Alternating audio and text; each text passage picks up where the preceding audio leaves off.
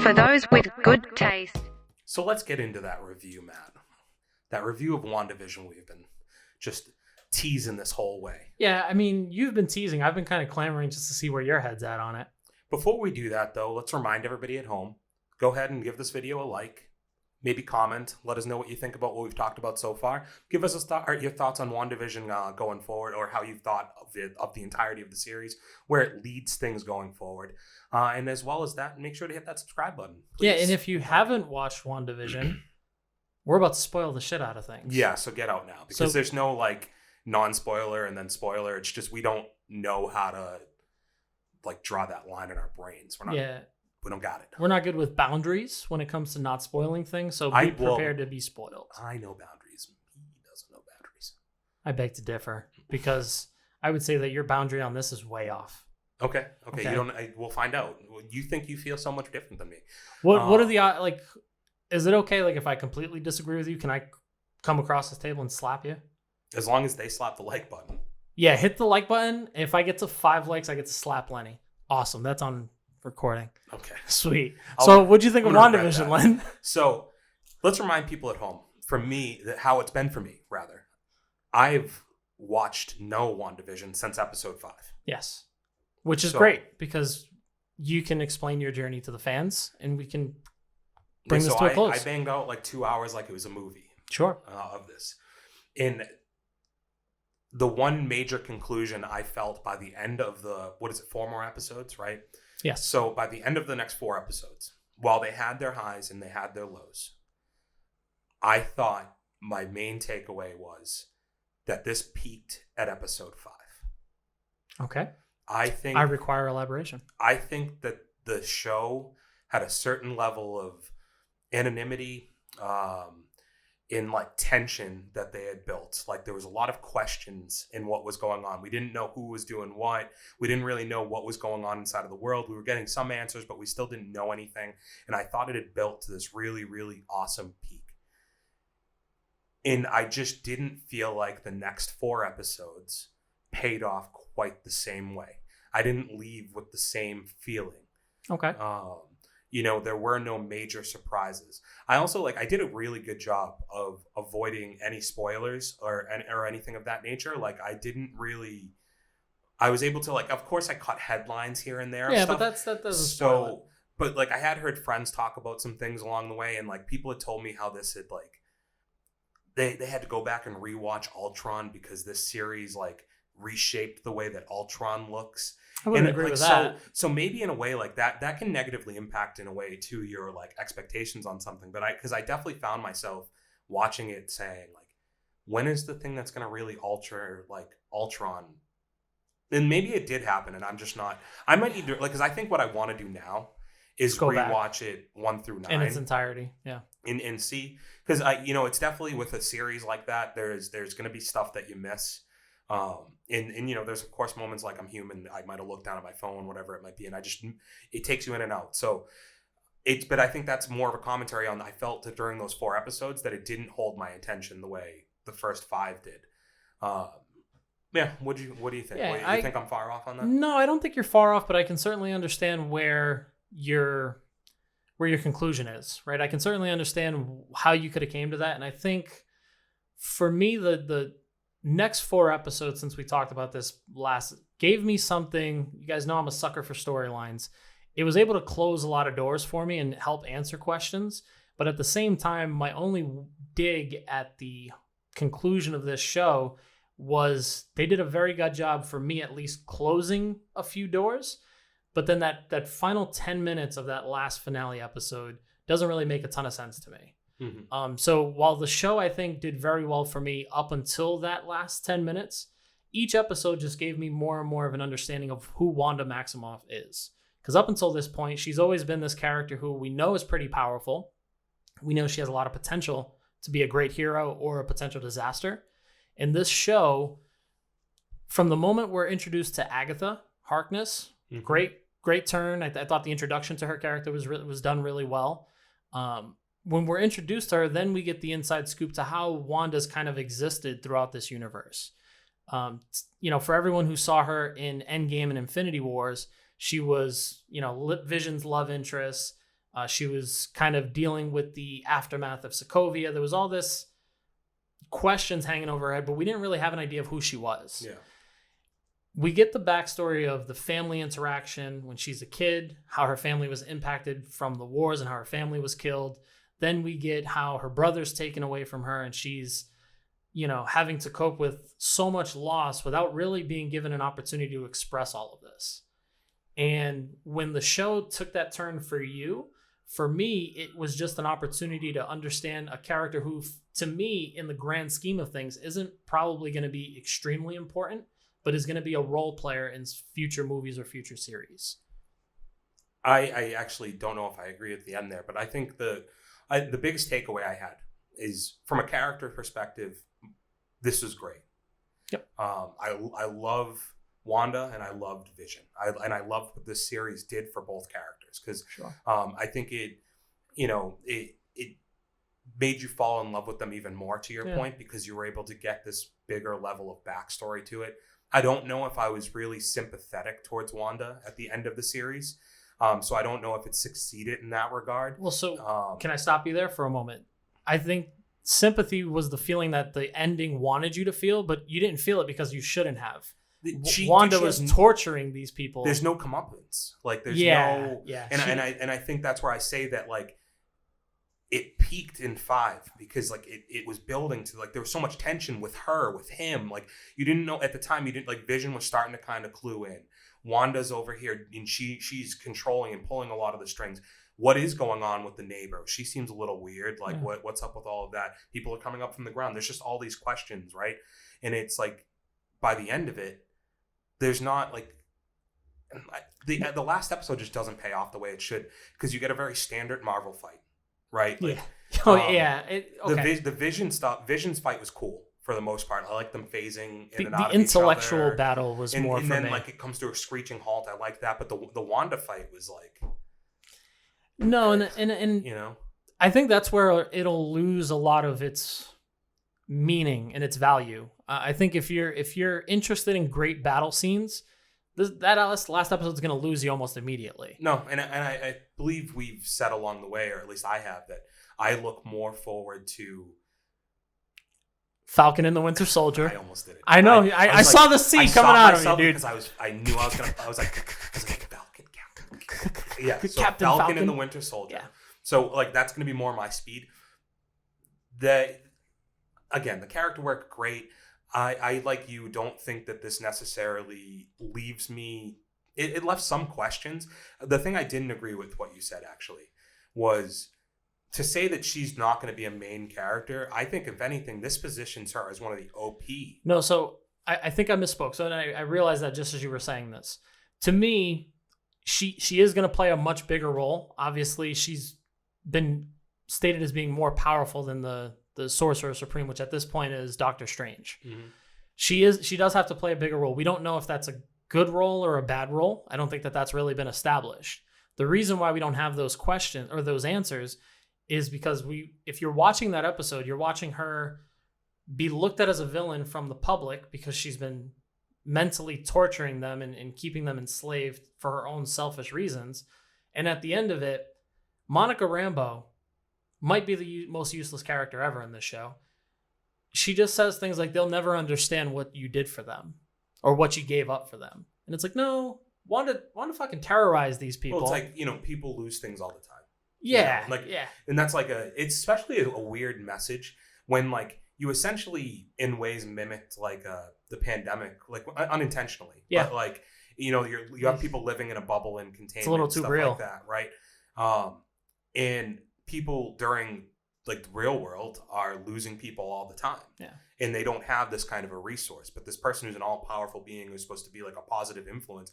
Also, where were all of her fucking Avenger friends who should have been showing up saying like, hey...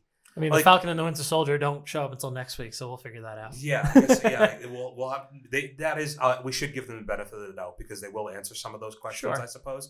But it's just, there was supposed to be a whole team that's constructed of them that they communicate. And it's like, this is what's going on with us. This is what's going on with them. When she breaks in and steals Vision's body, nobody's calling up being like... But she doesn't steal Vision's body. But like, I understand what you're saying. When she shows up there. Yeah, It's when like- when she's being considered a terrorist at this point, why hasn't there been a beacon kind of going for off somebody saying, to just be a mediator and kind of roll up and be like, what's going on here? Yeah, Like I'm yeah. a friendly face, you know me, not Monica Rambeau, who has no and real... that's what it felt like Monica's role was kind of supposed to be, but she lost me in so much in that finale. But as we look at episodes 6 through 9, you got 6, 7, 8, 9, 69, 6 to 9 months. When you look at those episodes as a whole, they're all just designed to help you understand how this is going to eventually come to an end. I thought they did a really good job with the twins. I thought they did a great job closing the storybook on Vision. For me, you could have ended the show that way. They didn't close the storybook on Vision. No, because White Vision is still out there. But this is sure. so like, do you think outside of? I was thinking about this while you were talking. Like, is there a little bit of like they find a way to write themselves cop-outs for real ramifications on characters? And the only one you can really point to is, like I was thinking, is there are characters who have died along the way. Obviously, Tony Stark being the biggest one. As of right now, and sure. also Black Widow. Yeah, right? as of right now. So, Sure. but there just always seems like the Cap, there's always a rumor he's going to come back, right? But, There's like yeah. now Vision... his memories are handed over. So the person that... So he might as well be Vision. There's a person who looks just like him, who has all of his memories. Who's in whiteface. Who doesn't have the emotional attached to it. Yeah, that's backwards, reverse racism. Yeah, it's a reverse racism. So, is she going to paint him? Like, is that how they fall in love? Like, Well, I mean, she gave him color once already. Yeah, The black and white episode went to color. Certainly she could do it again. Yeah, I just... It But- does, like, is there just... are they allowing themselves that there's no real consequence? You had mentioned a term last week, because I brought it up, where we don't get a comeuppance for Spider-Man's identity being revealed at the end of Far From Home. Yeah. Where Marvel constantly has this revolving door of, you're probably going to get caught in it, but eventually we're just going to let you out and there's not really going to be an answer for what's happening. That's what's happened. When I say we closed the door on Vision, we understood how it came to be.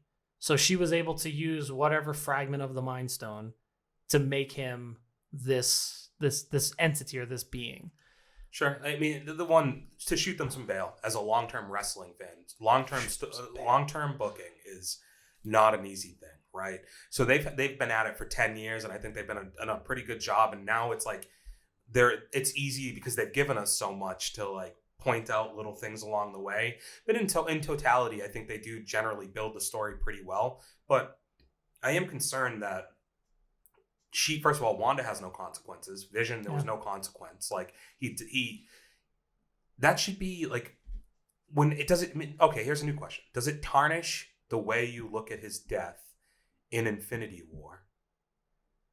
No, because I still felt like it's not real. Like, no. There's an issue now with this Marvel universe where we don't really know what's real and what's not, just because of the time stone and all that stuff. With that moment's like emotional, man. Like, those movies are perfect because of the emotional strings that it pulls over the 10 years that you've watched this to this buildup. It's so important. But to your point, you don't think that this ending to, like, yes, Wanda didn't get a punishment, she didn't have an ending, but we were deeply tied into her physical and mental emotions of losing Vision, losing everything that she'd lost, and then being basically told that there was nothing she could do. That helpless feeling of, hey, he's ours, he's not yours. You can go live your life now, go do whatever you want. She didn't have anybody.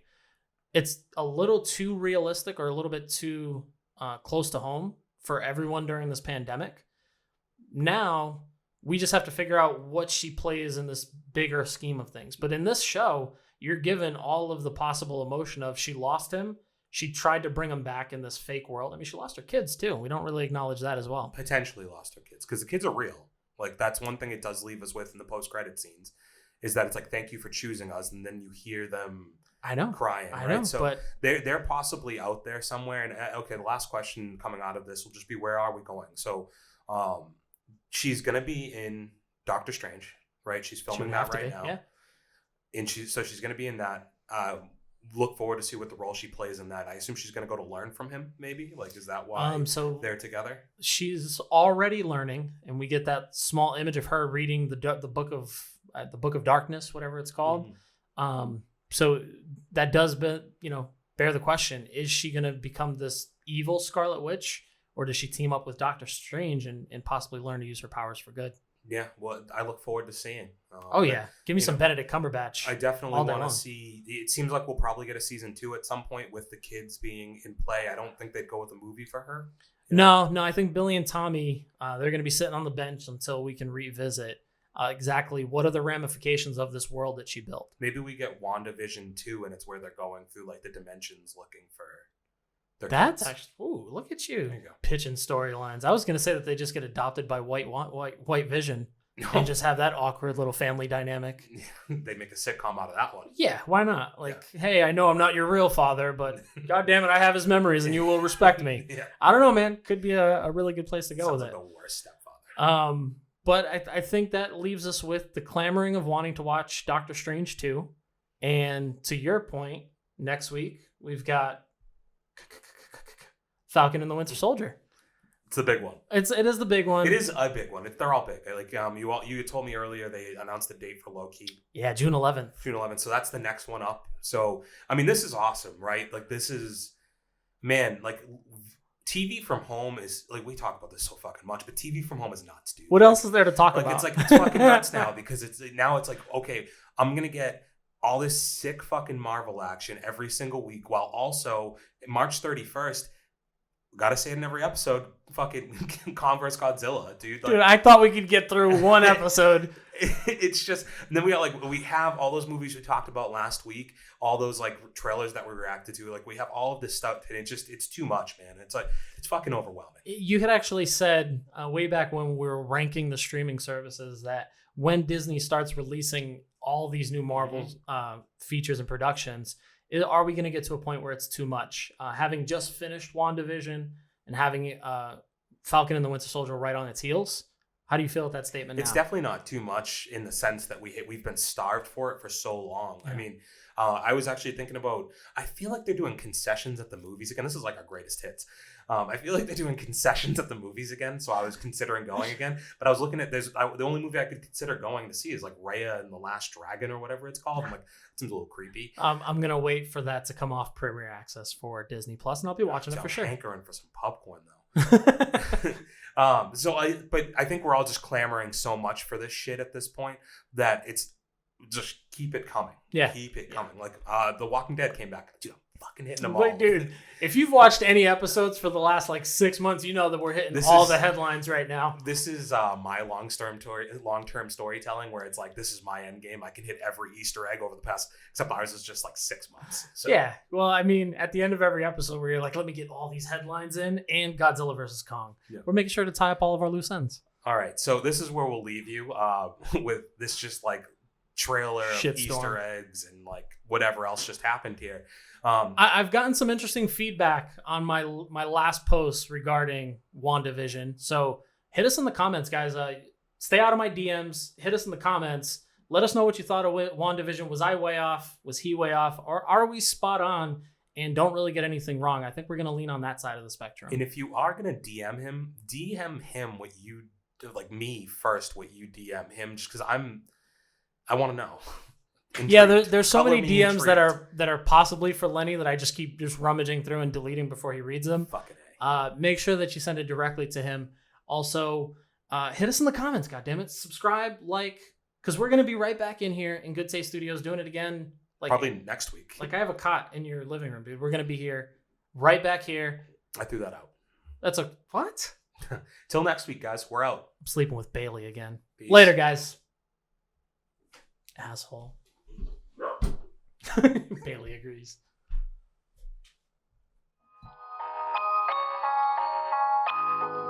For those with good taste.